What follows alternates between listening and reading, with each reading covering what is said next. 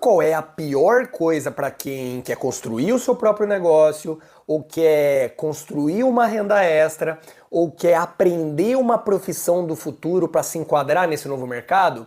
É se sentir totalmente sozinha, é não saber por onde começar, não saber aonde colocar o seu foco, é não saber para quem perguntar, para quem recorrer. Agora imagina se existisse um ambiente onde tivessem pessoas profissionais, pessoas que já têm os seus próprios negócios, que já vivem 100% de vendas, que já estão faturando, que já conquistaram o que você quer conquistar. Daí você pega o celular, manda a pergunta e essas pessoas te respondem. Olha que incrível, você economizando horas e horas de pesquisa e você manda a pergunta e elas te respondem. E eu vou te dar uma ótima notícia, isso existe. Eu vou deixar o botão aqui do Saiba Mais para você saber como acessar esse ambiente. Te vejo lá. E aí, tá, você descobre, tem esse problema, começa a fazer terapia, e aí o que você acha que muda na sua vida pra valer assim mesmo? Daí o auge da minha Rebeldia? Da minha Né? rebeldia foi com 17 anos, com 16 para 17 anos. Daí eu joguei tudo pro alto, assim. Eu estudava no Bandeirantes, que é um colégio muito rígido, bom, que exigia bastante, mas eu ia de mal a pior. Eu sempre tava... Daí eu deixei de ser a melhor aluna para ser uma das piores alunas. E assim, aí eu comecei a fumar maconha, comecei a vida louca. A fumar, a beber, a andar com algumas pessoas que também estavam na minha vibe ali do momento, que também não queriam saber de estudar, não queriam saber de nada. E entrei nessa vibe, assim, cansei de ser legal com os meus pais, cansei de ser boa aluna, e eu não quero mais saber de nada. Mas assim, eu ainda tinha depressão. Aí eu lutava dentro de mim. Era entre a depressão, entre as minhas. Era os altos e baixos. Euforia. Então quando eu tava. Quando eu tava lá embaixo com uma crise deprê, eu ficava mal, não queria sair do quarto. Tava bem pra caramba, entendeu? E daí, com isso, surgiram as brigas que se tornaram muito mais intensas. E muito piores, assim. Então, meu pai cortou... Quando meu pai descobriu pra que usava o dinheiro que ele me dava de mesada, ele cortou. E ele cortou tudo que eu tinha, assim, tipo, dos privilégios de uma adolescente de classe média. Entendi. Então, ele cortou os presentes, assim, se eu quisesse alguma coisa. Meu pai nunca falou não pra bens materiais, assim. Quero um tênis que tá na moda. Ia lá e comprava. Ganhava mesada. Em relação a isso, eu sempre tive tudo do bom e do melhor. Tudo que eu quis, eu tive. E daí cortou tudo. A partir do momento que ele corta tudo, eu precisava ainda do dinheiro para manter os meus vícios, claro, de adolescentes. E com o que eu fiz? Comecei a furtar os meus próprios pais dentro de casa. Então, eu comecei a tirar... Naquela época, não existia Pix, não existia... Tipo, cartão era débito, mas as pessoas quase não usavam. Era mais cheque... Ou dinheiro. Então, os meus pais, eles sempre andavam com muito dinheiro. E meu pai, ele sempre guardava muito dinheiro numa gaveta em casa, que todo mundo sabia. Ali da família. Então, eu comecei a furtar tanto dinheiro da bolsa da minha mãe, que sempre tinha muito dinheiro, e sempre dinheiro da gaveta do meu pai. Até que uma das vezes minha mãe flagrou eu pegando dinheiro com... Ela já estava desconfiada, porque ela começou a sentir falta. Então, por exemplo, porque eu entrei também numa... Me dava prazer, porque era a euforia do perigo, de fazer algo muito errado, adrenalina total, meu coração disparava. Nossa, eu tô fazendo uma coisa muito errada. E daí eu comecei... Antes eu pegava de 10 em 10, eu comecei de 50 em 50. Então, assim, às vezes eu pegava, sei lá, R$100. Aí eu ia pro meu quarto. Eu vou lá e vou pegar mais 50. Nem precisava. Não precisava mais. Eu ia por, sei lá o quê, por besteira de adolescente. E eu ia lá de novo. E numa dessas vezes, minha mãe me pegou no flagra com a bolsa. E daí ela brigou comigo, toda razão, brigou comigo. E daí, tanto que ela começou a esconder a bolsa dela em outro lugar, mas eu descobri também o outro esconderijo depois. E daí eu entrei nessa fase bem da pior filha do mundo, sabe? A filha que nenhum pai quer ter, assim. E ao mesmo tempo, foi bem a fase de descobertas sexuais, né? Então eu queria namorar, eu queria sair, eu queria saber eu queria iniciar minha vida sexual também. E os meus pais eles tiveram uma criação muito mente fechada, sim. né? Assim, o meu pai foi o primeiro namorado da minha mãe, de Sorocaba, interior. É outra geração. De uma época que no namoro eles só podiam ficar de mãos dadas, porque os pais tinham que estar presentes meu pai ali me na conta sala. as mesmas histórias também. Então, quando saía tinha que levar o irmão junto. esse era o namoro deles. E daí chegou Raquel, escorpiana, querendo fazer não é acontecer. assim, E as brigas começaram. E meu primeiro namoradinho foi nessa época. Eu conheci ele no bate-papo do UOL. Nossa, agora Bate-papo viajei UOL. no tempo mesmo. É. Quantos anos você tinha nessa época? Eu tava com 15 anos. Sala de bate-papo da UOL. Porque eu ficava horas no bate-papo. Internet de escada, né? E daí, esse meu primeiro namoradinho, ele era office boy. Tá. E quando meu pai descobriu, e daí eu contei pros meus pais que era o primeiro namorado, eles entenderam da maneira deles. Um dia, no domingo, minha mãe fez almoço pra conhecer esse meu namoradinho e tal. E quando meu pai perguntou pra ele a profissão, porque meu pai tinha me perguntado já, o que ele faz? Só que eu falei pra ele que ele estudava, tá. né? Que ele estudava, tal, porque eu sabia que meu pai já não ia aceitar. Porque pro meu pai era assim, na cabeça dele, o homem, ele tinha que... era o que ele queria para as filhas dele. Então, a mulher tem que ter sua independência financeira. Só que o homem também tem que estar acima. Prover, né? Então, o dinheiro da mulher é da mulher. Mas o homem que tem que bancar toda a família e tal. Era o pensamento do meu pai.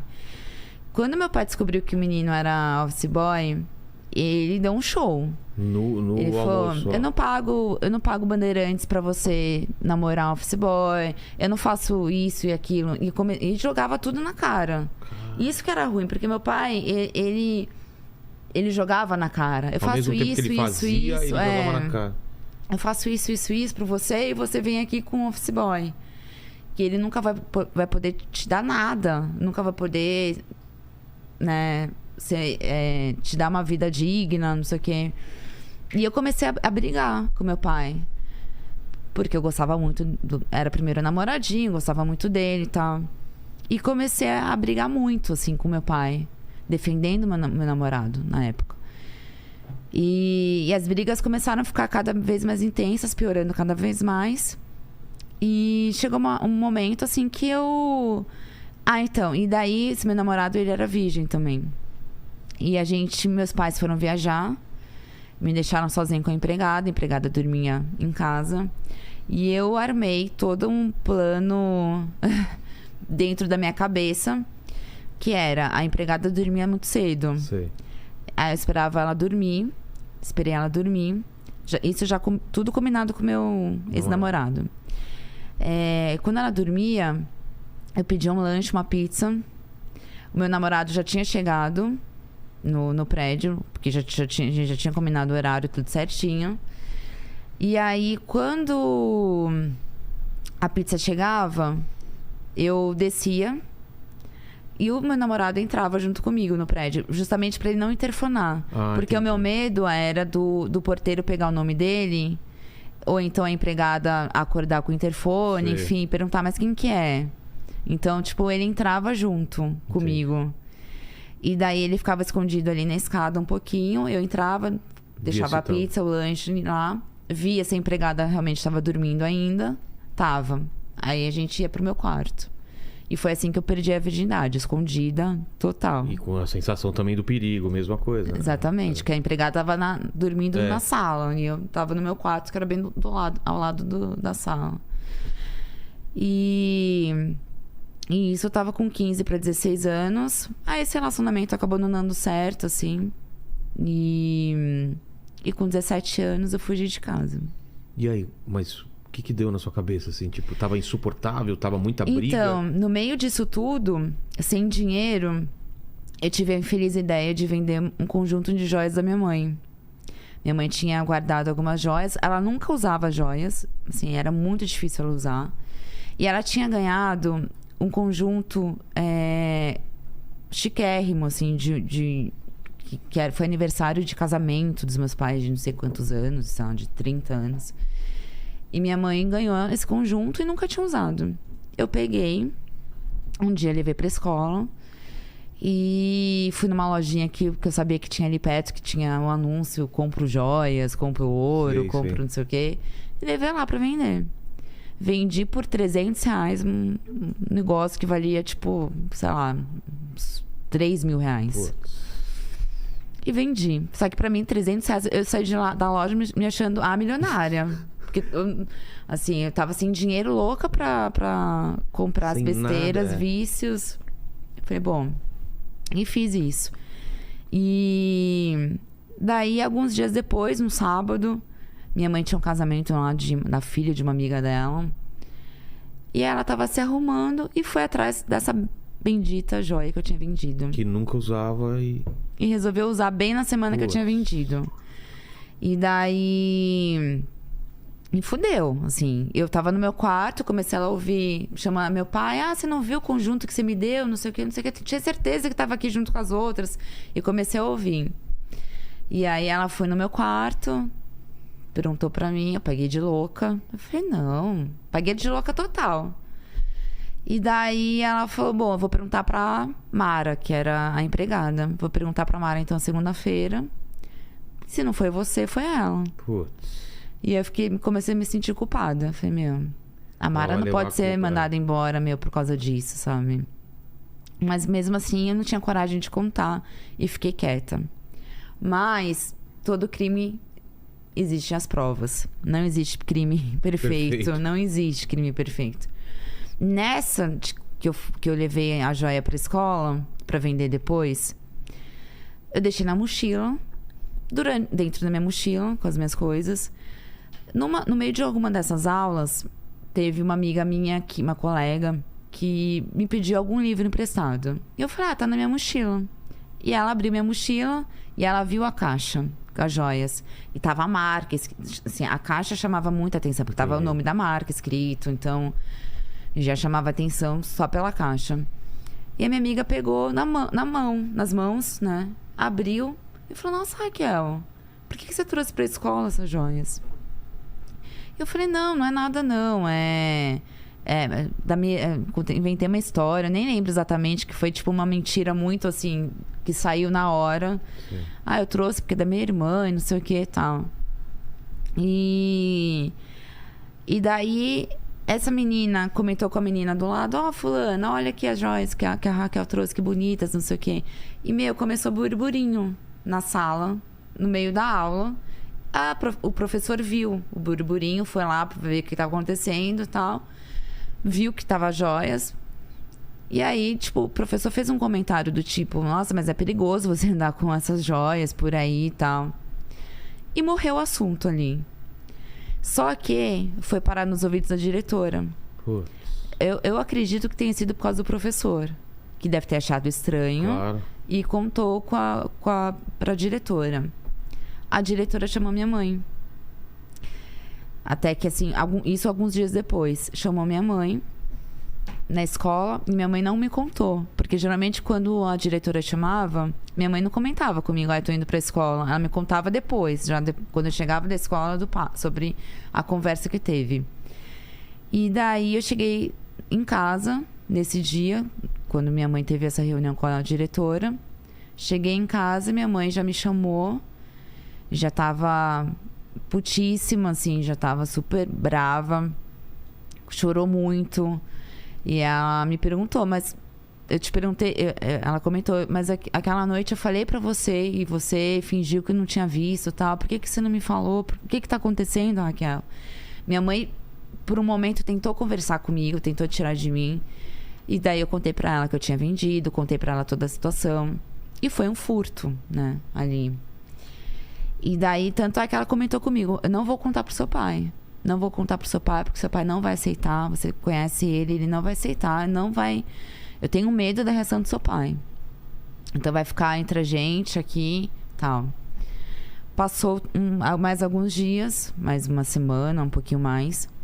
Um dia eu cheguei em casa, eu sempre entrei pela cozinha, em casa. Entrei, nisso eu vi minha mãe sentada na mesa ali da cozinha. Minha mãe tava com uma cara, assim, tipo, muito sério, muito sério. E ela só virou pra mim. E nisso eu vi meu pai vindo, porque a sala era longa. Eu vi meu pai vindo na minha direção. Minha mãe só virou pra mim e falou assim: eu não aguentei, contei pro seu pai. Putz. Aí meu pai veio já, ele me pegou dos cabelos, me levou pra sala, me jogou no sofá. Aí arrancou minha mochila, Aí ele abriu a minha mochila, jogou tudo no chão pra ver se tinha droga, pra ver se tinha alguma coisa e tal. E já começou a me xingar de vagabunda, de tudo, todos os piores nomes possíveis, assim, de vagabunda, de ladra, de drogada, enfim, de puta também. Ele falava, você é minha puta, não sei o quê. Depois eu comento o porquê da puta. Mas você batia a boca ou você ficava quieta? Eu batia a boca. Eu me defendia. Tá. Só que nesse dia eu não me defendi.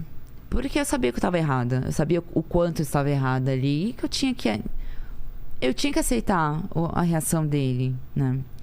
Eu não podia também esperar menos do que isso. Assim, uma reação diferente do que essa. E daí aceitei. Meu pai bateu muito em mim. Muito, muito, muito.